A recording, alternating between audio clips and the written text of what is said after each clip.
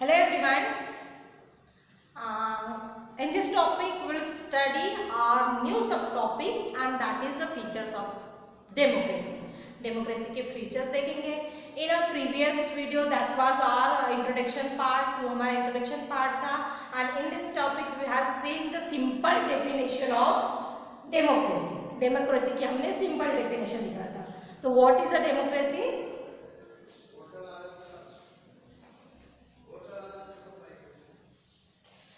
Democracy is a form of government in which the rulers are elected by the people.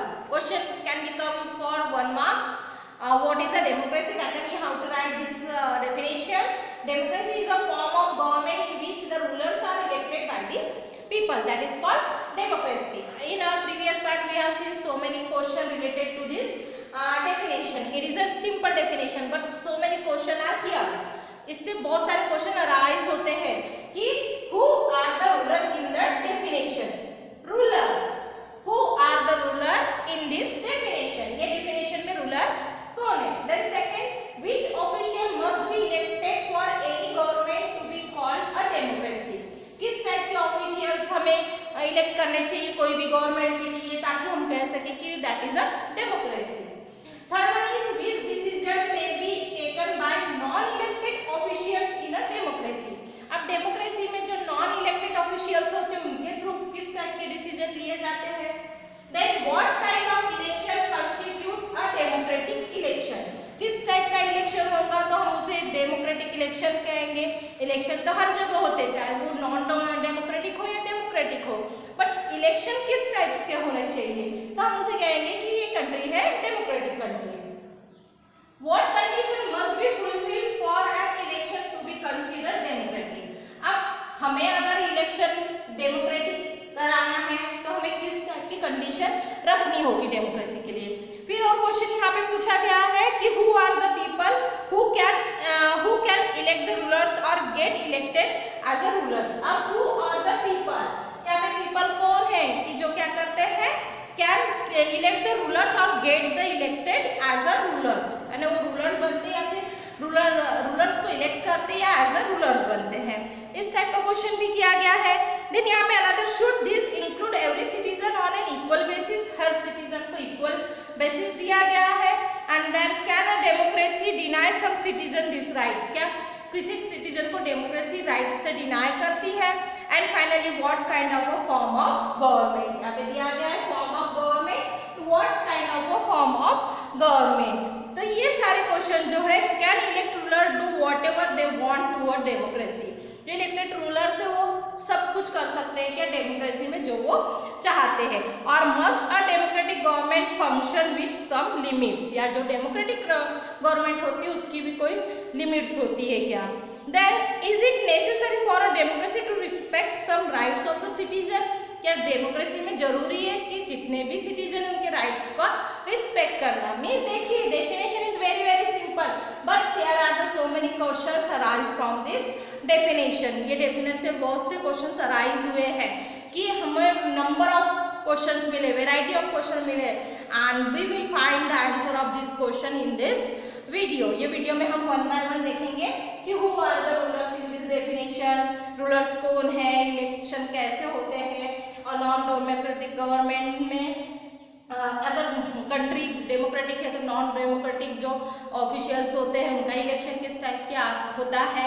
बहुत से question है जिनका 1 by 1 हम study करेंगे, वही हमारे सब टॉपिक होते जाएंगे. तो उसमें से सबसे latest consider each of this question with the help of some example. कुछ एग्जाम्पल लेते जाएंगे उसके थ्रू हम क्या करेंगे इसको एक्सप्लेन करेंगे. तो first is major decision by elected leaders. अब जो मेजर डिसीजन होता है that was by the elected leaders. वो किसके थ्रू दिया जाता है those leader who elected by the people. Here is the example of the Pakistan general Pervez Musharraf. General Pervez Musharraf ने क्या किया था, पाकिस्तान में मिलिट्री कूप भेजा था. He was sent his military coup on Pakistan and in hand over the government of the Pakistan. उसने पाकिस्तान की government को हैंड ओवर कर लिया था. And lead a military coup in अक्टूबर 1999. कब भेजा था उसने, अक्टूबर 1999 में. And he overthrew a democratically elected government. उसने जो वहाँ पे डेमोक्रेटिक इलेक्टेड गवर्नमेंट थी उसको ओवरथ्रोन कर लिया था and he declare himself as a chief minister, chief executive. उसने अपने आप को क्या डिक्लेयर किया कर लिया था? Chief executive.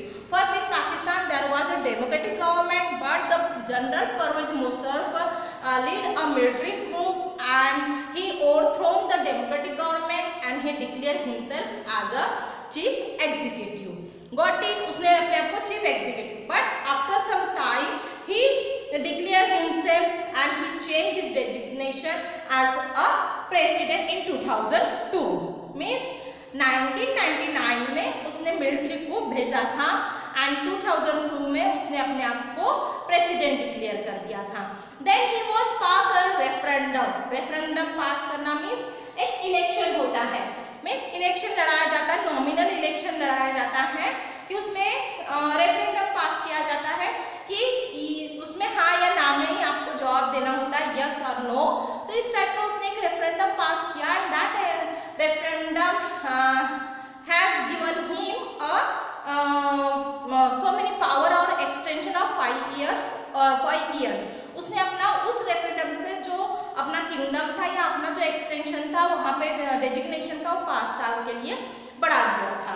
Got it? उसने क्या किया? एक रेफरेंडम पास किया और उस रेफरेंडम को उसमें क्या करना चाहता था? वो granted him a 5 year extension. Means अपना जो वर्किंग समय है, टाइम है, ड्यूरेशन है, जो पीरियड है उसे उसने 5 साल के लिए बढ़ा दिया था। But that time the media and as well as जो Pakistani media, human right organisation और जो डेमोक्रेटिक एक्टिविस्ट थे, they said that this referendum was a fraud. ये कैसा है? Referendum was based on malpractice and fraud. ये fraud है, ये मैल प्रैक्टिस है, इसलिए उन्होंने उसे अपोज करना शुरू कर दिया। किसने?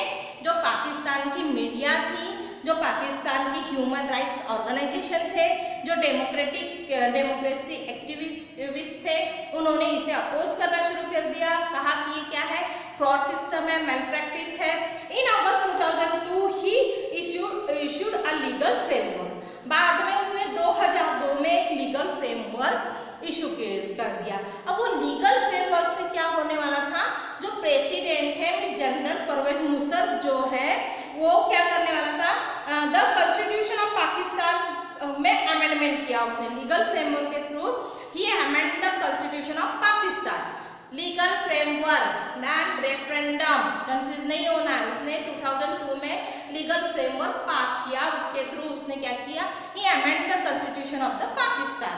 पाकिस्तान के अमेंड कॉन्स्टिट्यूशन को उसने अमेंड किया, चेंज किया। अब उसने उस कॉन्स्टिट्यूशन में क्या चेंज किया कि according to this order the president can dismiss the national and provincial assembly.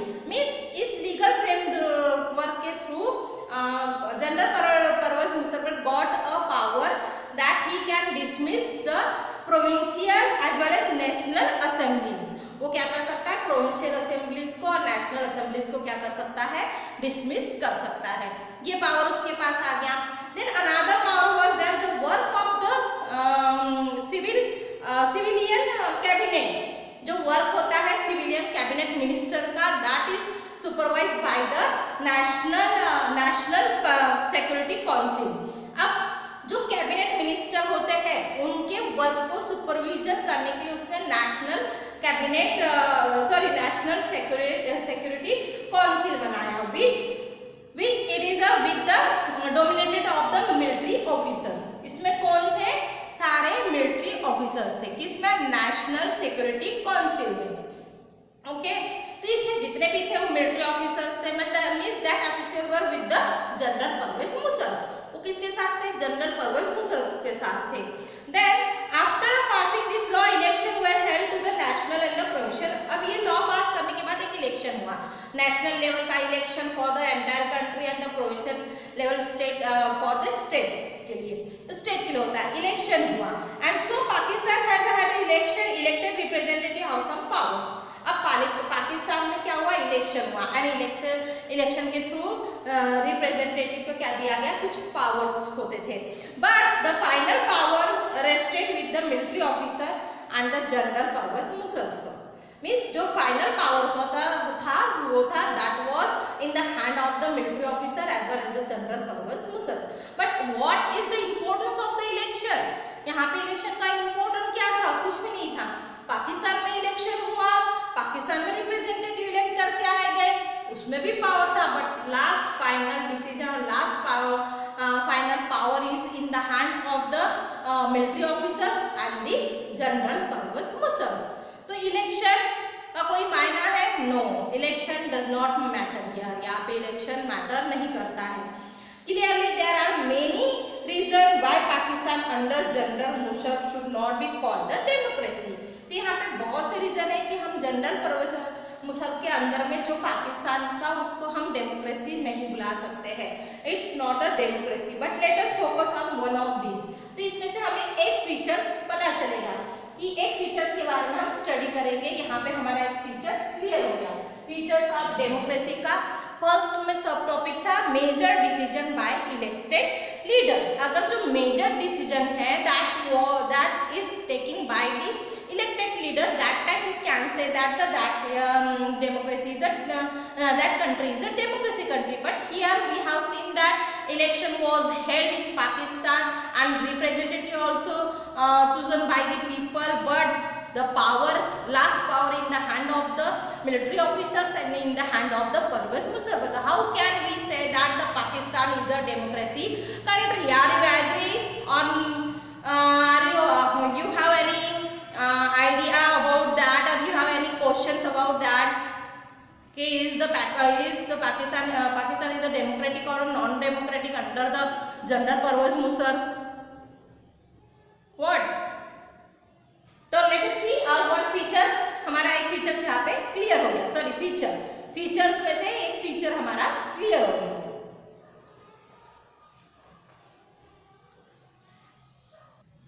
Okay, can we say that rulers can be elected by the people in the Pakistan? क्या आप कहोगे कि जो rulers है that were elected by the people?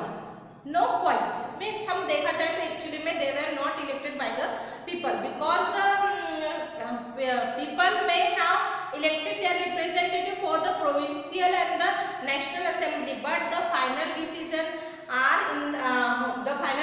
were in the rest of the military officials and the General Pervez Musharraf. Final decision किसके हाथ में था? जनरल परवेज मुशर्रफ के हाथ में and then the military officials के हाथ में. जो इलेक्टेड रिप्रेजेंटेटिव होते they were not a power, वो पावर में नहीं थे. दे हैडंट एनी पावर, उनके पास कोई भी पावर नहीं था. तो how can we say that election is a democratic election? तो हम कैसे कह सकते हैं कि वो जो इलेक्शन है डेमोक्रेटिक इलेक्शन है? This happens only in the dictatorship and the monarchy. ये सब किस में होता है? सिर्फ डिक्टेटरशिप में एंड मोनार्की सिस्टम में आपको देखने को मिलता है. And then they formally have an elected parliamentary and the government, but the real power is with those who are not elected. सिर्फ उनको पार्लियामेंट में बैठाना गया, वो सिर्फ एक एज अ रिप्रेजेंटेटिव चूज करके लाए, but the real power was in the hand of the non elected person just like a military officers and the Pervez Musharraf. Okay, means हमने देखा कि जो इलेक्टेड रिप्रेजेंटेटिव थे उनके हाथ में पावर नहीं था, बट जो इलेक्ट करके नहीं आए उनके हाथ में पावर था. Means here is the external power is important then the local leaders. जो एक्सटर्नल पावर से यहाँ पे ज्यादा हमको इम्पोर्टेंट दिख रहा है किसके? इससे लोकल लीडर से. जो आपके लोकल रिप्रेजेंटेटिव थे उनके हाथ में पावर नहीं था, बट जो बाहर से आया हुआ मिलिट्री ऑफिसर्स था परवेज मुशर्रफ, उनके हाथ में पावर था. ये हमने देखा. तो इससे हमें क्या डेफिनेशन मिलती है? एक डेमोक्रेसी का फीचर हमने क्लियर किया है, that is in a democracy the final decision making power must rest with those elected by the people. अगर power elected by the people, लोगों के थ्रू जो रूलर्स जीत कर आ रहे हैं उनके हाथ में अगर पावर है, तो that time we can say that country is a democratic country. Idea clear है कि कैसे रूलर्स होने चाहिए? Rulers elected by the people. कैसे रूलर्स होने चाहिए? Elected by the people, but power must rest with those. उनके हाथ में क्या होना चाहिए? पावर भी होने चाहिए. सिर्फ ये नहीं कि जैसे यहाँ पे पाकिस्तान में बताया गया किसी को जीत कर आ गए बट पावर नहीं था, बट यहाँ पे बताया गया कि decision making power must rest with those elected by the people. That time we can say that country is a democracy country. Got it?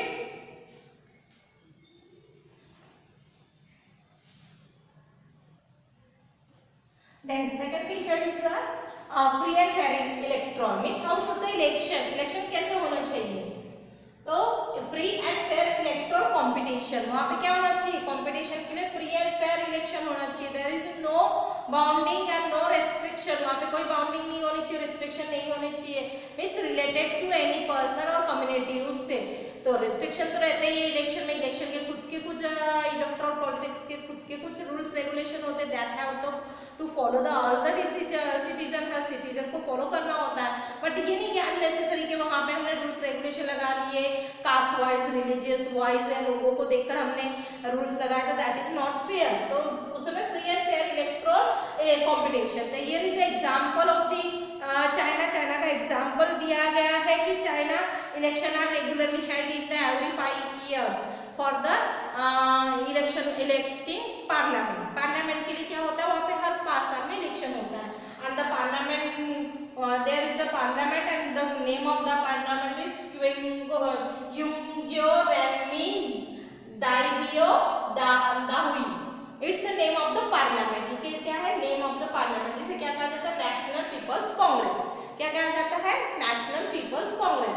And National People Congress has the power to appoint the president. अब जो National People's Congress है, it has a power to appoint the president. President को appoint करने का इसमें power है. And here are the members of the 3000 members from all over the China. पूरे China से 3000 मेंबर्स होते हैं. Among them some members are from the by the army. कुछ मेंबर जो होते हैं वो कहाँ के होते हैं? आर्मी के होते हैं. तो इस टाइप से हमने प्रोसीजर देखा. पार्लियामेंट जो है, the name of the parliament of the China is the Yungyo Renmi Daibyo Dahui, means National People's Congress, and that National People's Congress has power to appoint the president. And there are the total 3000 members for all over the China.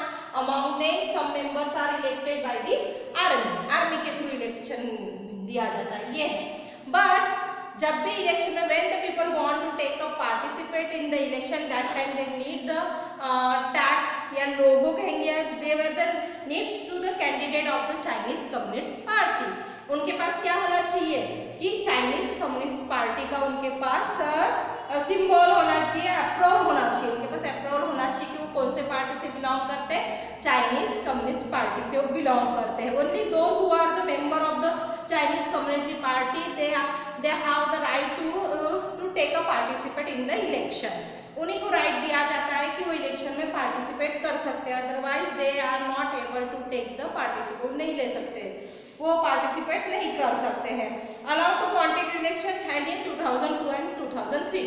जो 2003 और 2002 और 2003 का जो election हुआ था, उसमें सिर्फ वही लोगों को अप्लाई कर सकते थे. सिर्फ वही लोग जो those people who are the member of the Chinese Communist Party, जो क्या थे? चाइनीज कम्युनिस्ट पार्टी के मेंबर थे. उन्हीं को अलाउ किया गया था कि 2002 और 2003 के इलेक्शन में, चाइना के इलेक्शन में participate, they can take the participate in that election. Got it? Then the government is always formed by the Communist Party. इसका मतलब क्या था? What is the meaning of this? कि वहाँ पे जो भी सरकार थी, that people were from the Communist Party, so the government of there is only the Communist Party. तो वहाँ पे जो गवर्नमेंट होगी किसकी होगी? कम्युनिस्ट पार्टी की. Because the communist party leader not allowed to take the partition to the other people, other parties people. दूसरे party के लोगों को वो अलाउ ही नहीं करते थे कि वो इलेक्शन में पार्टिसिपेट लिया जाए. तो here is no chance of the free and fair election. यहाँ पे आपको कहीं भी कोई चांस नहीं दिख रहा है कि यहाँ पे इलेक्शन फ्री एंड फेयर हो रहे हैं. यहाँ पे पहले ही बता दिया गया है कि उन्हीं को इलेक्शन पार्टिसिपेट कर सकते हैं, only those people who belong to the Chinese communist party. Okay.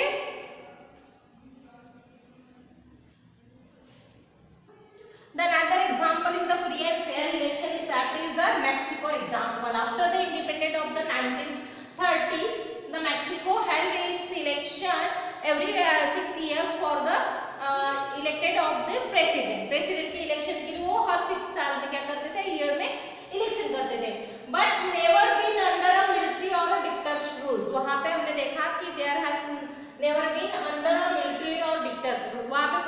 Military या डिक्टेटर्स रूल्स नहीं था, वो कभी भी मिलिट्री या डिक्टेटर रूल्स के अंदर नहीं रहा Mexico. But after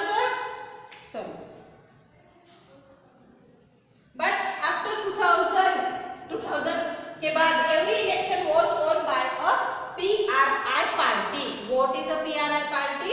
institutional revolutionary party. What is the full form of PRI? Institutional revolutionary party. And हर साल क्या होता था, जो ये पार्टी PRI, यही पार्टी जीत कर आती थी दूसरे पार्टी को। There was no chance for the opposition party. Opposition party did contest election but never manage to win it. Means वो कभी भी जीत कर नहीं आती थी, अपोजिशन पार्टी जो है कभी भी जीत कर नहीं आती थी। The PRI party use a dirty tricks for the election. ये इलेक्शन के लिए डर्टी ट्रिक्स यूज करते थे। जस्ट लाइक जो एम्प्लॉय है, the employ of the government officer, just like teachers of the school और प्रिंसिपल जो थे उन्हें वो फोर्स किया जाता था। PRI party force them to spread their propaganda. इनका जो प्रोपेगेंडा उसको स्प्रेड करो। Convince the parents of the school to give the vote to the only PRI party. PRI party को ही आपको वोट देना है। इस टाइप के डर्टी ट्रिक्स यूज किए जाते थे। जितने भी गवर्नमेंट ऑफिसर से उन्हें फोर्स किया जाता था कि आप पेरेंट्स को फोर्स करो कि आपको PRI को ही जो पार्टी है इंस्टीट्यूशनल रिवॉल्यूशनरी पार्टी, उसे ही आपको वोट करना है। Then media largely ignore the activities of the opposition party, only criticize that party। Media क्या करती थी, जो अपोजिशन पार्टी उसको हमेशा इग्नोर कर देती थी और उनको हमेशा क्रिटिसाइज ही करती थी, और जो अच्छी क्वालिटी वो PRI पार्टी के बारे में ही बताती थी।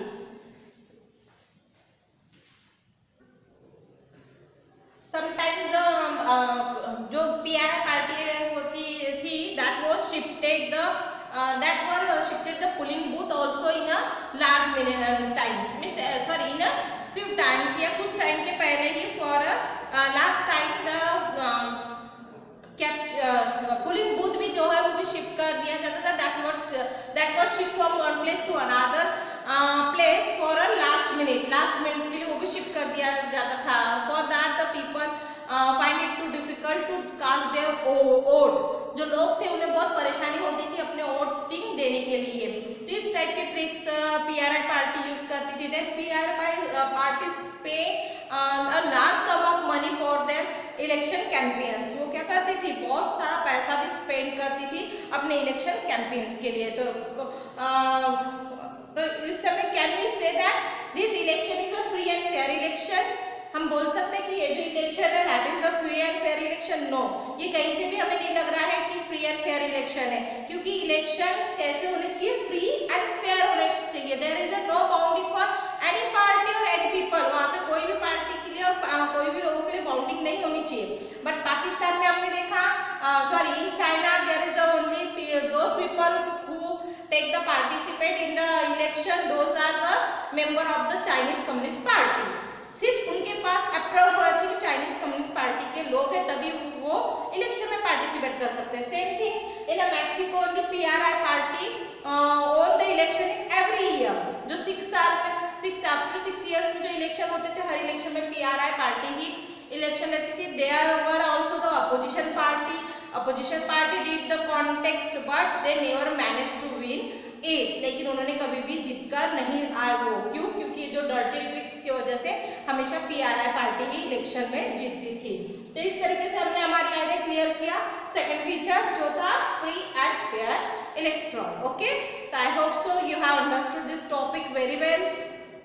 Then we'll meet to our next video with a new subtopic, and that is the one person, one vote, one values. Okay, thank you very much. Take care and bye bye.